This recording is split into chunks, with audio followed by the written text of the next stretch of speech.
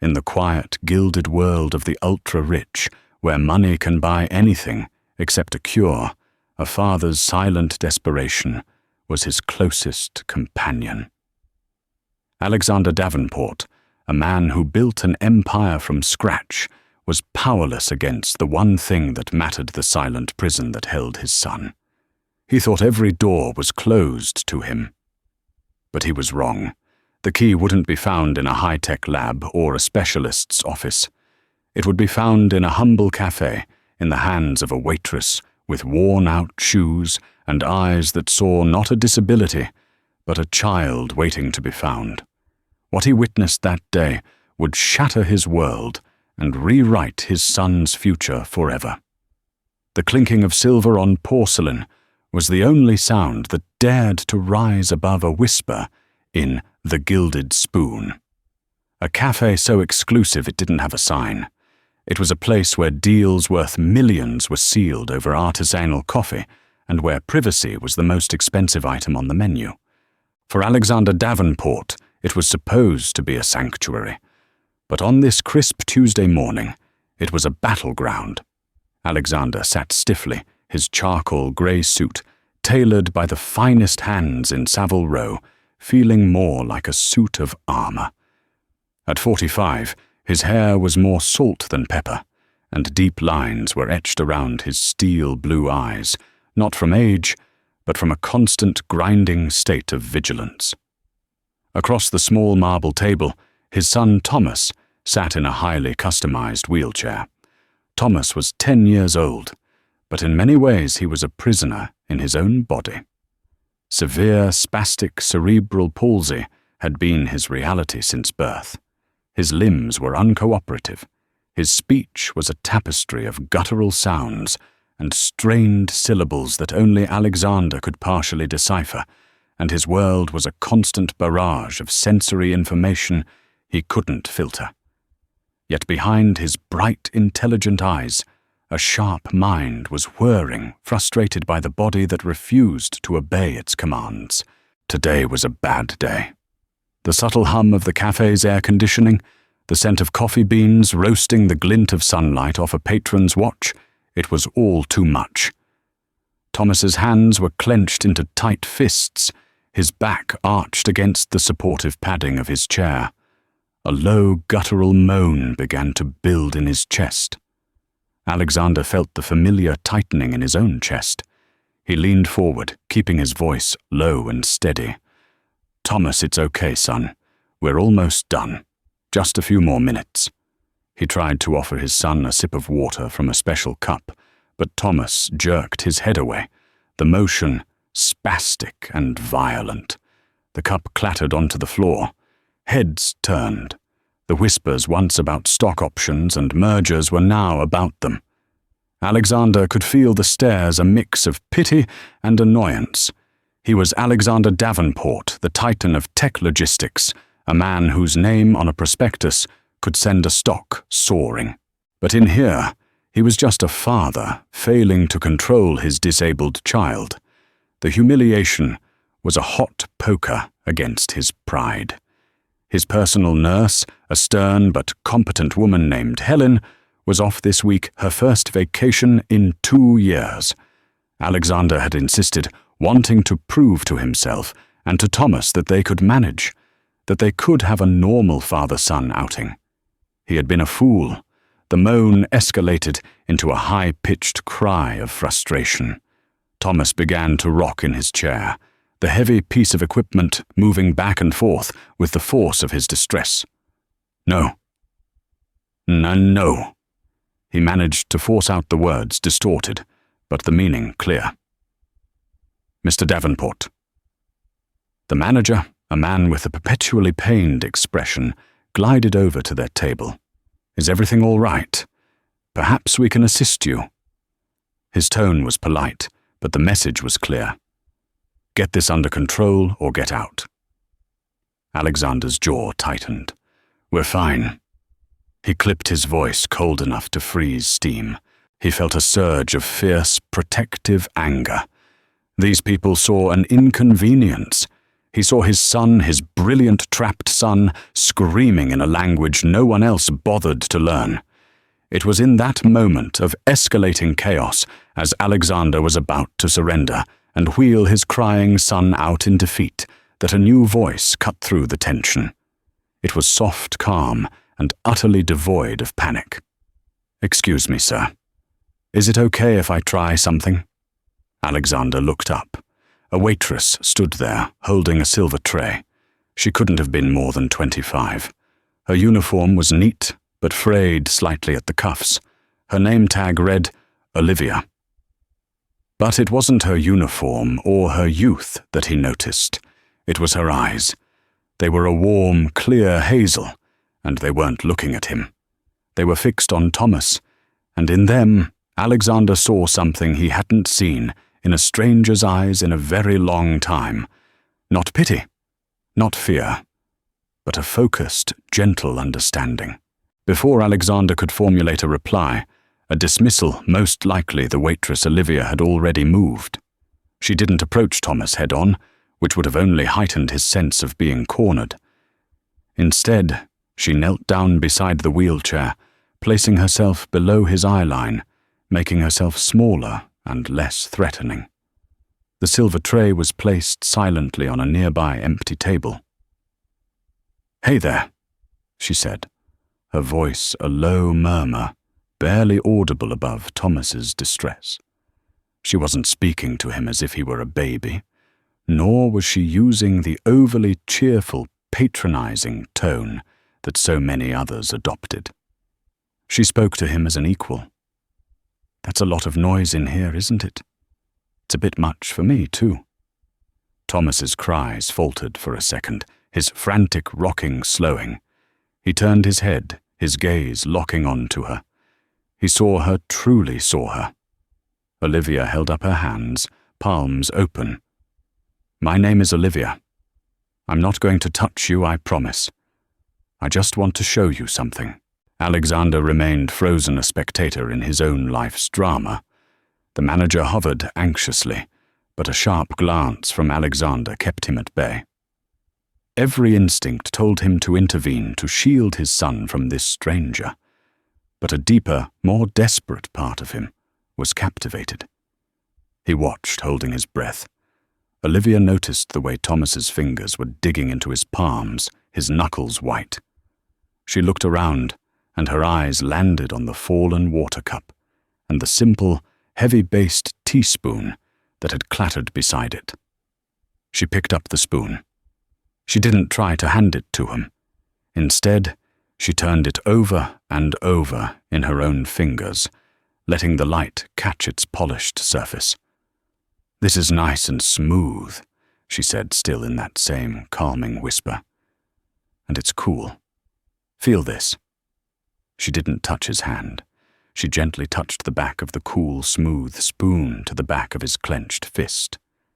It was a simple, non-invasive sensory offering. The effect was instantaneous. Thomas's rocking stopped completely. His breathing, which had been ragged and panicked, began to even out. His fingers, which had been digging painfully into his palms, slowly, almost imperceptibly began to uncurl. He kept his wide, expressive eyes fixed on Olivia. Alexander felt a jolt, as if a low current of electricity had passed through him. He had spent hundreds of thousands of dollars on the world's best occupational therapists, sensory integration specialists, and behavioral psychologists. They came with charts and plans and jargon. They would have tried weighted blankets, pressure vests, or complex breathing exercises. Not one of them had ever thought of something so simple, so intuitive, as the back of a cool spoon. "See," Olivia gave a small, gentle smile. "Sometimes you just need something quiet to focus on when the world gets loud." She continued to slowly rub the back of the spoon against his hand, a rhythmic, predictable motion. "It helps you find your anchor." Thomas let out a long, shuddering breath. The tension visibly drained from his small, rigid frame. He made a sound, a soft, "Ah!" and his uncurled fingers twitched, reaching slightly towards the spoon. Understanding his cue perfectly, Olivia carefully placed the spoon into his now open palm. His fingers clumsily but determinedly closed around it. He held it his lifeline in a sea of overwhelming sensation. The crisis was over. The storm had passed. Olivia remained kneeling for another moment, ensuring he was settled before slowly rising to her feet. She looked at Alexander, her expression professional, yet tinged with a genuine empathy that felt like a physical warmth. "He just got overloaded," she said quietly. "Too many inputs. He needed a single calm focal point. I'm sorry if I overstepped." Alexander couldn't speak. He just stared first at his son, who was now quietly examining the spoon in his hand, a look of concentration replacing the panic on his face, and then back at this young woman. Overstepped. She had walked into the middle of a hurricane and commanded the winds to cease. She hadn't seen a problem. She had seen a reason. The manager, seeing the situation diffused, scurried over. "My apologies, Mr. Davenport. I see everything is under control. Please, your coffee is on the house." Alexander waved him away without looking at him, his entire focus on Olivia. "Who are you?" he asked, the words coming out rougher than he intended. She seemed a little taken aback by his intensity. "I'm Olivia Reed. I'm just a waitress here." "No," Alexander said, his voice dropping. "You're not just anything. What you just did. I've had teams of specialists try to do that. They have PhDs.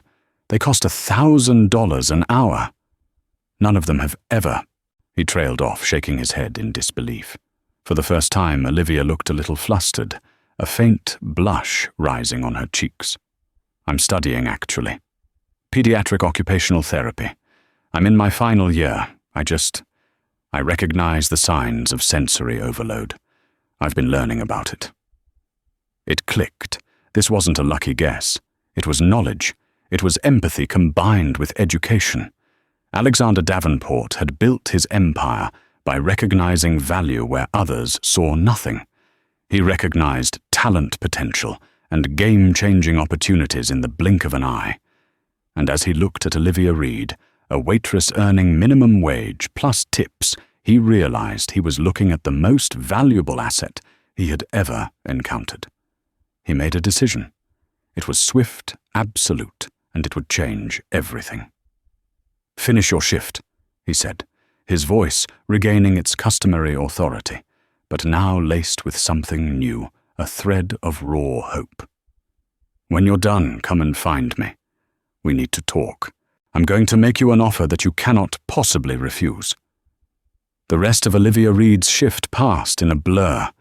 Every time she refilled a water glass or took an order, she felt Alexander Davenport's gaze on her from his corner table. He hadn't left. He sat there nursing the same cup of coffee, occasionally speaking in low tones to his son, who remained remarkably calm, still holding the spoon. The weight of that stare felt heavier than the stack of plates she carried. What kind of offer could a man like that make? A bonus for calming his son? A generous tip? She tried to dismiss it to focus on the mundane reality of her job. The demanding customers, the aching feet, the mental calculation of whether this week's tips would be enough to cover the rent, and the ever-growing pile of bills on her small kitchen table.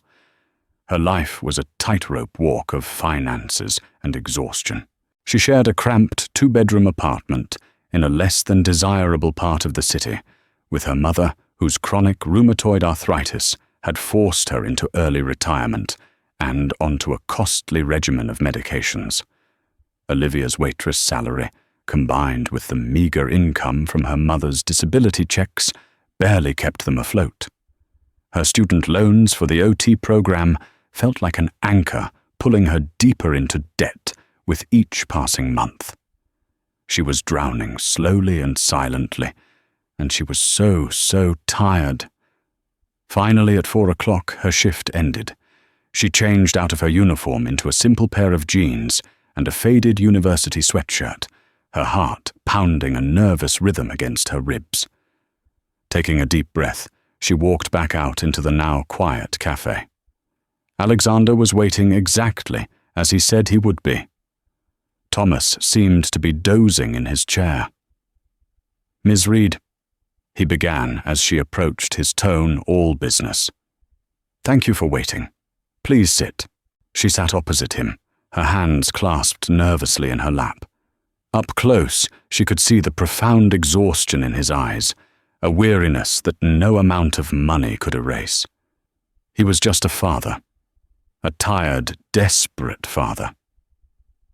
"I won't waste your time," he said, getting straight to the point.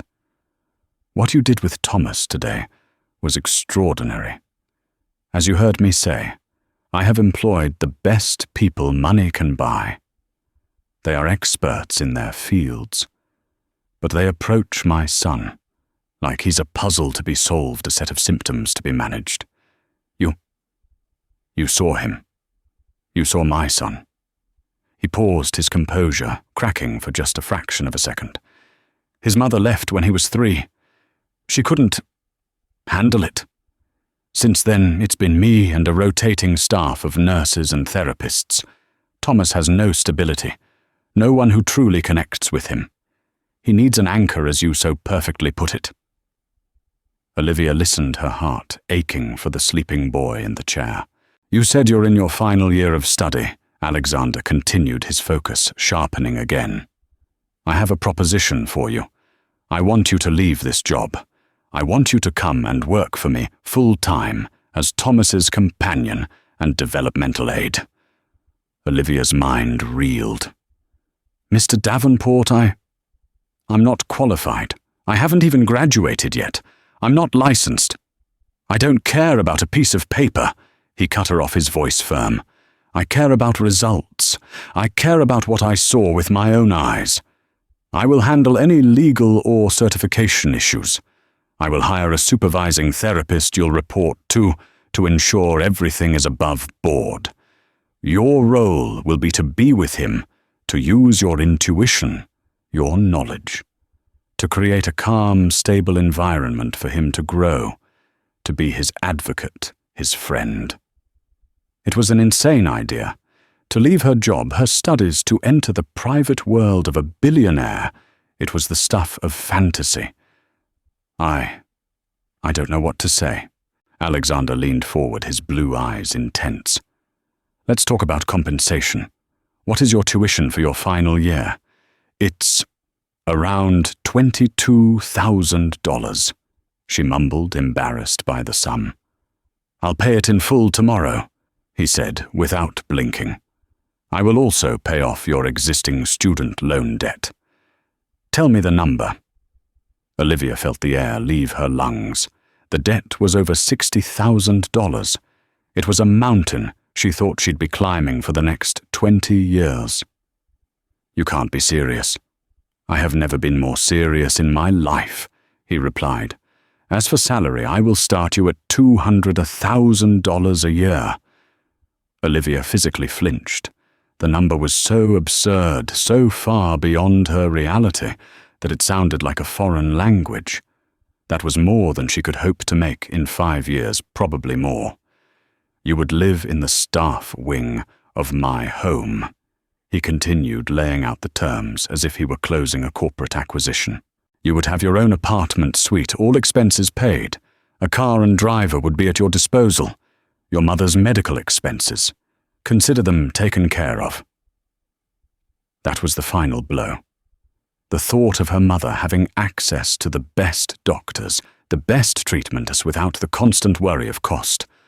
A wave of emotion so powerful it made her dizzy, washed over her. Tears pricked at the corners of her eyes. "Why?" she finally whispered the word, trembling. "Why me?" Alexander looked over at his son. A look of infinite love and pain crossed his face. "Because for 5 minutes today, you gave my son peace. And to me, Ms. Reed, that is priceless. I am not offering you a job. I am offering you a chance to change a life. His and yours. The only thing I require is a full background check and the signing of a comprehensive non-disclosure agreement. My security team is extremely thorough." He slid a business card across the table. "This is the number for my personal chief of staff, Mr. Peterson. He will handle all the arrangements. Think about it, but don't think too long. My offer is on the table until noon tomorrow." With that, he stood, gently maneuvered Thomas's wheelchair, and left the cafe, leaving Olivia Reed sitting alone at the marble table, a simple business card in her hand that felt like the key to a world she never knew existed. The proposition was unbelievable.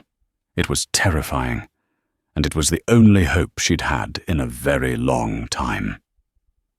Saying yes was the easiest and hardest decision of Olivia's life.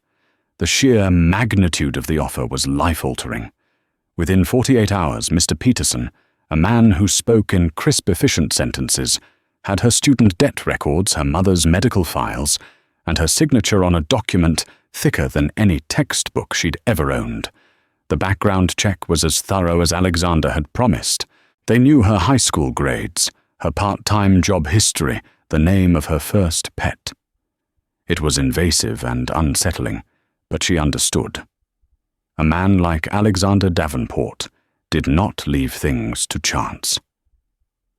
A week later, a black town car picked up Olivia and her mother, along with their few treasured belongings from their cramped apartment. Her mother, bewildered but hopeful, wept silently as they drove towards the Davenport estate, a sprawling modern mansion of glass and stone nestled in the hills overlooking the city. The staff wing was larger than their entire apartment building. Olivia's suite was a beautifully furnished 3-room apartment with a kitchenette and a balcony that offered a breathtaking view. Her mother was settled into an adjacent suite with a full-time nurse assigned to her care starting the next day. It was a fairy tale, but as Olivia quickly learned, even the most beautiful cages have bars. The head of the household staff was Alexander's sister, Catherine Davenport. She was a woman in her early 50s, rail-thin, impeccably dressed, with a smile that never quite reached her cold, appraising eyes. She had moved in after Beatrice left to help Alexander manage things, and she had never left. She ran the household with an iron fist and viewed Olivia not as a savior, but as an intruder. "So you're the miracle worker from the coffee shop," Catherine said during their first meeting in the mansion's sterile, museum-like living room. She let the words hang in the air, dripping with sarcasm. "My brother can be impulsive. He sees what he wants to see. I'm just here to help Thomas," Olivia replied, trying to keep her voice steady. "Of course you are," Catherine said, sipping her tea. "And the 6-figure salary, the debt payoff, the free luxury housing, those are just incidental perks, I'm sure." The implication was clear. Catherine saw her as a gold digger, a cunning young woman who had played on her brother's desperation. Every interaction was a subtle test, a thinly veiled interrogation. Catherine would question her methods with Thomas, suggesting they were unorthodox and lacked professional rigor. She would accidentally leave brochures for prestigious and exclusively male boarding schools for children with special needs on the kitchen counter. She made it her mission to undermine Olivia's confidence and sow seeds of doubt in Alexander's mind. The rest of the staff, the chefs, the housekeepers, the groundskeepers took their cues from Catherine. They were polite but distant, treating Olivia with a chilly formality. They saw her as a temporary fixture, another of Mr. Davenport's expensive, fleeting attempts to fix his son. She ate most of her meals alone in her suite. The grand, silent mansion often felt more isolating than her noisy, run-down apartment ever had. The biggest challenge, however, was Alexander himself.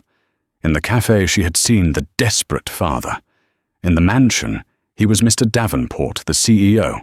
He was distant, demanding, and ruled by a rigid schedule. Their interactions were formal, revolving around daily reports and scheduled weekly meetings. He wanted progress reports, data points, measurable improvements. What was his focus time today? Did you see any improvement in his fine motor skills? Have you charted his responses to the new communication software? He struggled to let go of the idea that his son was a project that could be managed into wellness. The warmth and vulnerability she had seen in the café were now hidden behind a wall of wealth and authority. He trusted her enough to hire her, but he did not yet trust her enough to let his guard down. Olivia poured all her energy and focus into the one person who didn't judge her or view her with suspicion, Thomas. She discovered his world. He loved the feeling of warm sun on his face, the smell of freshly cut grass, and the vibrant colors in picture books about deep-sea creatures. He hated loud, sudden noises and the taste of bananas. She learned the subtle language of his body. A flicker of his eyes to the left meant yes. A tightening of his jaw meant no. She abandoned the rigid chart-driven therapy schedules that his previous specialists had implemented. Instead, she integrated therapy into play. They painted using specially adapted brushes held in his fist. They used a tablet with a large, touch-sensitive screen to spell out words, giving him a voice he never had. His first word, painstakingly typed out over 10 minutes, was S-P-O-O-N, followed by a wide, joyous grin that lit up his entire face. Olivia photographed the moment and showed it to Alexander during their weekly meeting. He stared at the picture on her tablet, his face unreadable. "Remarkable," he said, his voice flat. "Continue with the software." Olivia's heart sank. She had expected something more. A smile, a spark of the father she'd seen in the cafe. But there was nothing. Just the detached approval of an employer. That evening, Catherine found her in the library where she was researching new adaptive technologies. "I saw the photo," Catherine said, her voice laced with false sweetness. "Clever. My brother is a man who appreciates data. A picture of a first word is excellent data." She paused. "I had a private investigator run a more in-depth report on you, dear. Beyond the one my brother's security team did. It's amazing what you can find when you look in the right places." Olivia felt a cold dread creep up her spine. "What are you talking about? A dropped class in your 3rd semester due to financial hardship. An ex-boyfriend who filed a complaint about harassment 2 years ago. Dropped, of course, but still on the record. A couple of late rent payments." Catherine smiled a predator's smile. Individually, they're nothing. But together, they paint a picture of an unstable, desperate young woman who might do anything to secure a comfortable future. I wonder how that data would look in one of your little progress reports. The threat was clear. Catherine had the power to destroy her, to twist her past into a weapon. The gilded cage suddenly felt very small, and the bars felt very, very cold. The weight of Catherine's threat settled on Olivia like a shroud. For a week she walked on eggshells every action, feeling scrutinized, every success with Thomas feeling like it could be used against her. She became withdrawn, the joy she'd found in her work tainted by fear. And Thomas noticed. He became more agitated. His progress with the communication tablet stalled. He could sense her anxiety, her distraction. The anchor he had found was drifting, and it was setting him adrift as well. The breaking point came during a hydrotherapy session in the mansion's indoor pool. Thomas, usually so relaxed in the water, had a full-blown meltdown, thrashing and crying, in a way she hadn't seen since that day in the cafe. As Olivia struggled to calm him, Alexander Davenport stormed into the pool area, his face a thunderous mask. He had been watching from the security monitor in his office. "What is going on?" he demanded, his voice echoing off the tiled walls. He hasn't had an episode like this in weeks. What did you do? The accusation, so sharp and unfair, broke something in Olivia. The fear was replaced by a surge of frustrated anger. She finally got Thomas settled on the pool's edge, wrapping him in a towel before turning to face his father. "What did I do?" She shot back, her voice trembling but strong. "I am doing my best in a house where I am treated like a criminal. I am being watched and undermined at every turn by your sister, who has threatened to use my past against me to get me fired. I can't focus on your son, because I am constantly terrified of losing this job of my mother, losing her care, of being thrown back onto the street with more debt than I started. With Thomas isn't a machine you can program, Mr. Davenport. He is a child. He feels everything. And right now he feels my fear because you and your sister have filled this house with it." She was breathing heavily, the words having tumbled out in a torrent. She had just yelled at her billionaire boss. Her career, her future was over. Alexander was stunned into silence. He stared at her, then at his sister Catherine, who had appeared in the doorway, her face pale with fury at being exposed. He then looked at his son, who was watching him with wide, pleading eyes.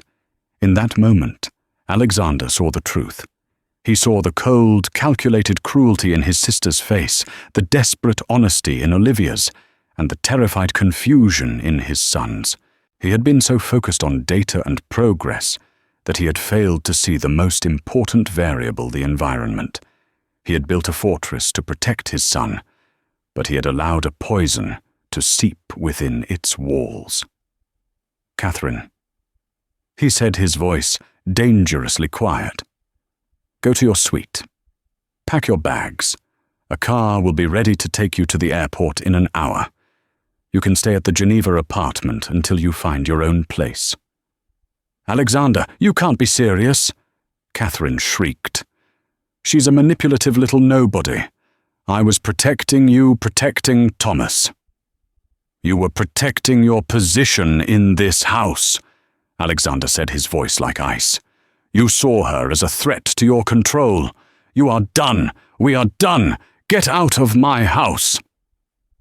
Catherine stared at him, her mouth opening and closing, but no sound came out. Defeated, she turned and stormed away. The silence that remained was heavy. Olivia stood dripping and shaking, unsure of what came next. Alexander finally turned to her, his expression stripped of all its corporate armor. For the first time since the café, she saw the father again, the tired, vulnerable, desperate man. "She threatened you," he said, his voice filled with a regret so profound it was almost a physical presence. "And I was so blind, so obsessed with metrics that I couldn't see it." He walked over to where Thomas sat. He knelt down just as Olivia had done that first day. "I'm sorry, Thomas," he said, his voice thick with emotion. "I'm so sorry. I haven't been a very good father lately." Thomas looked at his dad, then reached out a shaky hand and touched his father's cheek. It was a gesture of forgiveness, of pure, uncomplicated love. Alexander looked up at Olivia, his eyes shining with unshed tears. "You were right," he said. "You were right about everything. Please, don't let my mistakes drive you away. Stay. Not for the money. Not as an employee. Stay for him. Please." It was a plea, not a command. In that moment, the power dynamic between them evaporated.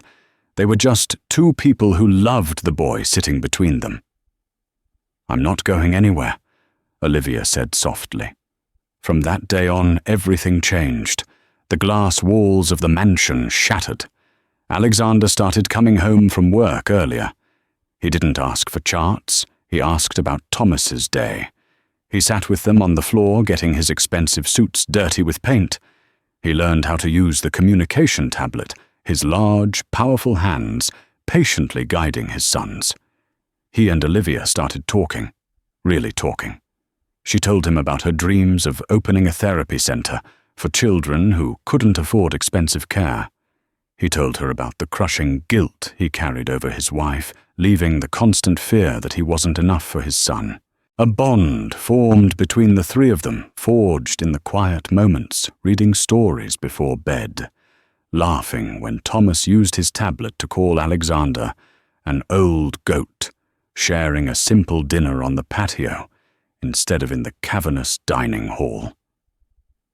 The mansion started to feel less like a gilded cage and more like a home.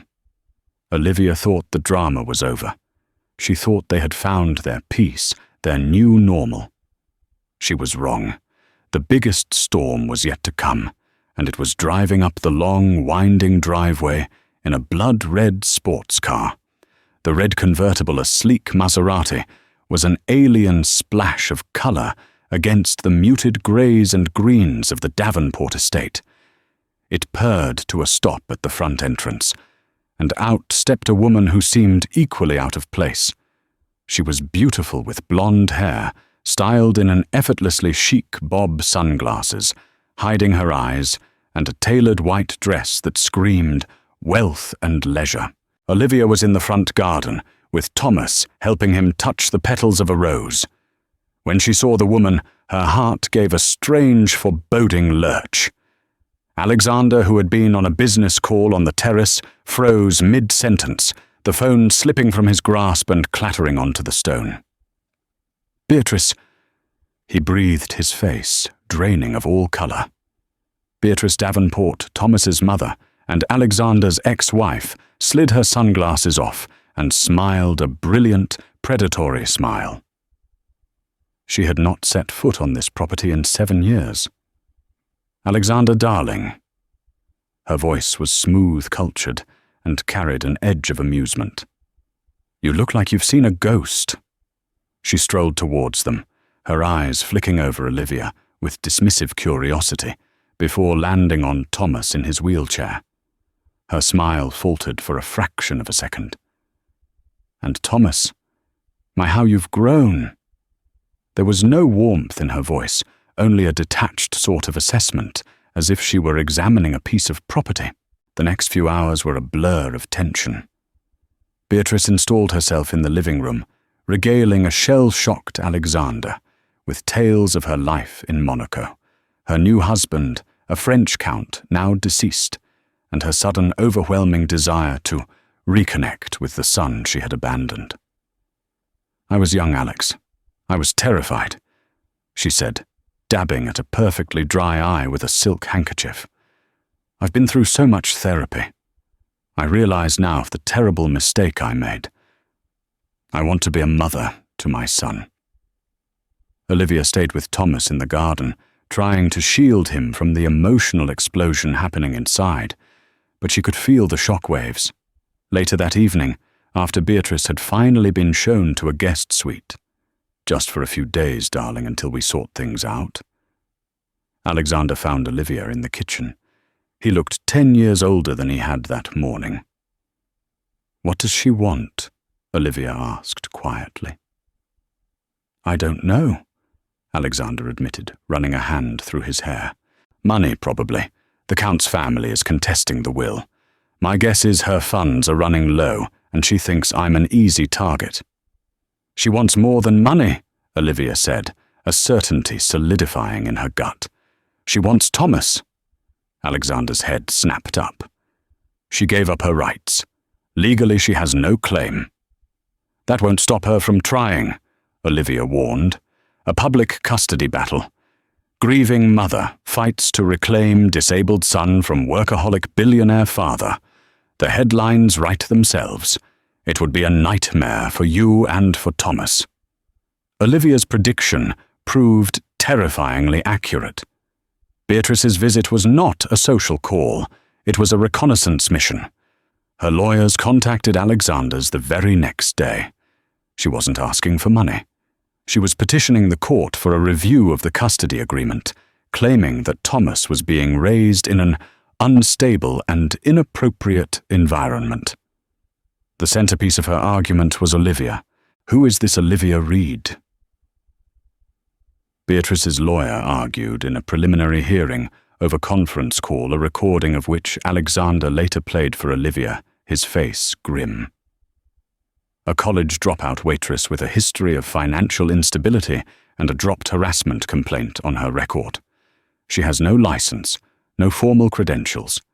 Yet Mr. Davenport has installed her in his home, given her complete and unsupervised access to his highly vulnerable son, and fired his own sister, a loving family member, to protect this interloper. What is the true nature of their relationship?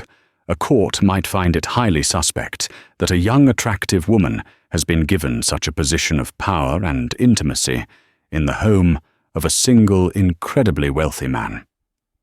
Catherine had gotten her revenge. She had clearly fed every piece of twisted information to Beatrice. They were painting Olivia as a manipulative gold digger, and Alexander as either a negligent father being duped or something far worse. The life-changing offer that had saved Olivia had been twisted into a weapon that could destroy all of them. The foundation of trust they had built felt like it was cracking under the pressure.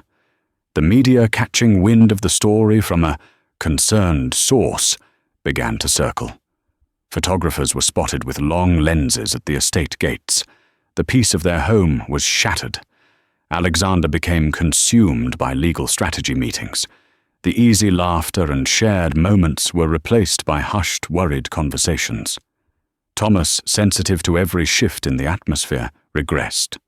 He grew quiet and withdrawn, refusing to use his communication tablet, his small face a mask of anxiety. One evening, Beatrice cornered Olivia alone in the library. Her pretense of remorse was gone, replaced by pure venom. "You really thought you could pull this off, didn't you?" Beatrice hissed, her voice low. "The sweet little caregiver who worms her way into the family fortune. Let me tell you how this ends. You will be dragged through the mud in court. Your name, your reputation ruined. By the time I'm done, you won't be able to get a job cleaning toilets. Or you can walk away now. Alexander will give you a generous severance to make this all go away. Take the money and run. It's the only smart move you have left." Olivia looked at the woman who had given birth to the boy she had come to love as her own. She saw no maternal instinct, only a black hole of greed and selfishness. "Thomas isn't a bargaining chip," Olivia said, her voice shaking but firm. Beatrice laughed, a cold, ugly sound. "Oh, honey, in this world, everything and everyone is a bargaining chip."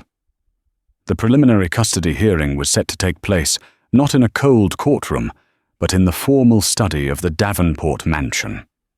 It was a concession by the judge to protect Thomas's privacy, a small mercy in a brutal war. The room was heavy with tension. Alexander sat at one end of the long mahogany table, flanked by his lawyers. At the other end sat Beatrice, looking poised and tragic, her own legal team beside her. The family court judge, a stern-faced woman named Judge Miller, sat at the head. Olivia was designated to wait with Thomas in the adjoining sunroom, the door left slightly ajar. She was to be called in as a witness later. Her heart hammered against her ribs. Her entire future, and more importantly Thomas's, was being decided by the arguments and legal maneuvering in that room. Through the door she could hear the drone of voices. Beatrice's lawyer was painting a masterful, poisonous picture. He spoke of Olivia's checkered past, her lack of qualifications, and the undue influence she held over a gullible and grief-stricken father. He presented Catherine's PI report, twisted to sound as damning as possible. Then Beatrice herself spoke. Her voice was a carefully modulated performance of maternal pain. "I just want what's best for my son." She wept. He needs his mother. He needs to be in a stable home, not one where his father's latest infatuation is given complete control. I'm afraid for him. Olivia felt sick. She looked at Thomas, who was sitting in his chair, staring at the floor, his hands clenched. He had heard every word. When it was Alexander's turn, his voice was tight with rage. His lawyers presented their case, logically detailing Olivia's incredible bond with Thomas, providing videos of his progress and testimonials from the supervising therapist, who praised Olivia's intuitive and effective methods. But it felt clinical against Beatrice's raw, albeit fake, emotional appeal. "Judge Miller." Beatrice's lawyer interjected, "The core of this is simple. Mr. Davenport has replaced family with an employee of questionable character, an employee who, by his own admission, he has showered with extravagant financial gifts. What message does that send?" The judge looked troubled. The optics were bad. Olivia knew that. It was a classic "he said, she said" scenario buried in legalese. But then something happened that no one had accounted for. From the sunroom, a new sound emerged. Not the voice of a lawyer or a parent, but the tinny synthesized voice of Thomas's communication tablet. "L-E-T-M-E-I-N." The argument in the study stopped dead. Every head turned towards the door. Olivia looked at Thomas. His face was set with a fierce, desperate determination she had never seen before. His fingers were flying across the screen of his tablet, which he had mounted on his wheelchair tray, his movements more purposeful than they had ever been. He used his chair's joystick control, nudging the door open wider, and maneuvered himself into the study. He positioned himself directly in front of Judge Miller, his small frame dwarfed by the massive desk. The room was utterly silent. Beatrice was the first to react. "Thomas, darling, no. The adults are talking. Let's go back with—" Thomas ignored her completely. His eyes were fixed on the judge. He began to type, and the electronic voice filled the room, word by painstaking word. "Memai, MOMLEFT-SHEMADEMESADKATHEREDDWAYSWORKING. He paused, taking a shaky breath. Every person in the room was holding theirs. Alexander had tears streaming down his face. Beatrice looked horrified, her mask of maternal concern melting away to reveal raw panic. This was not part of her plan. Thomas continued, his fingers moving faster now. "OLIVIA, SAWME, SHE, MADE, THE, NOISE, STOP, SHE, ISMY, ANCHOR. He looked directly at Olivia, who was now standing in the doorway, her own tears blurring her vision. "SHE-ISHOME. He then turned his chair to face Judge Miller one last time and typed his final devastating sentence. "I-C-H-O-C-O-S-E-M-Y-D-A-D-A-N-D-L-I-V-P-L-E-A-S-E. The synthesized please hung in the air more powerful than any legal argument. It was the voice of the child at the center of the storm, a voice no one, not even his father, truly knew he possessed with such clarity. It was undeniable, irrefutable truth. Judge Miller stared at Thomas for a long moment, her stern expression softening. She then looked at Beatrice, whose face had crumpled into an ugly mask of defeat and fury. "I believe I have heard everything I need to hear," the judge said, her voice firm. "This petition is dismissed with prejudice. Ms. Davenport, I would advise you to cease all contact with your son and his father, or you will face a restraining order." The fight was over. Beatrice and her lawyers swept out of the room defeated. There was a moment of stunned silence, and then Alexander was out of his chair, kneeling by his son, hugging him tightly. "You were so brave, Thomas. You were so brave. I am so proud of you." He then looked up at Olivia, his eyes full of a profound gratitude and something deeper, something that had been growing between them for months. "He called you Liv," Alexander said, his voice thick. Later that evening, after the lawyers were gone and the quiet of the house returned, Alexander found Olivia on the balcony of her suite, looking out at the city lights. "What you did for him, for us," he began. "Saying thank you isn't enough." "I didn't do anything," she said softly. "Thomas did it all himself." "But you gave him the tools," Alexander insisted.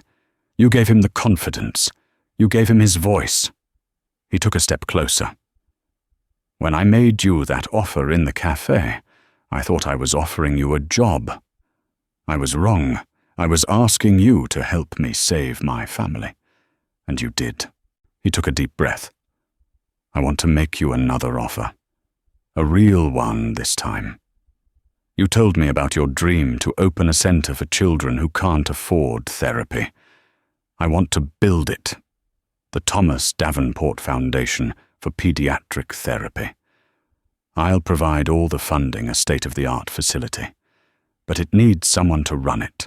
Someone with vision, passion, and a heart that sees the child, not the disability. It needs you." Olivia was speechless. This was more than a job, more than charity. This was her life's dream, handed to her. And Alexander hesitated, his usual confidence gone, replaced by a raw vulnerability. "This place, it's not a home without you. Thomas sees you as home, and I think I do too, this offer. It's not just professional. It's a chance for us to build a life. All three of us. Together." Tears streamed down Olivia's face, but for the first time in a very long time, they were tears of pure, unadulterated joy. She had walked into a café with worn-out shoes and an empty bank account, and now she was being offered not just a future, but a family. She looked at the man in front of her, and at the house that was no longer a cage, but a sanctuary.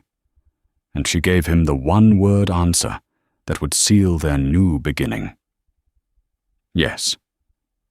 From a moment of despair in a noisy café to a lifetime of hope, this story shows us that the greatest changes often come from the most unexpected places. It wasn't wealth or power that healed a broken family. It was the simple, profound act of one person seeing another with kindness and understanding.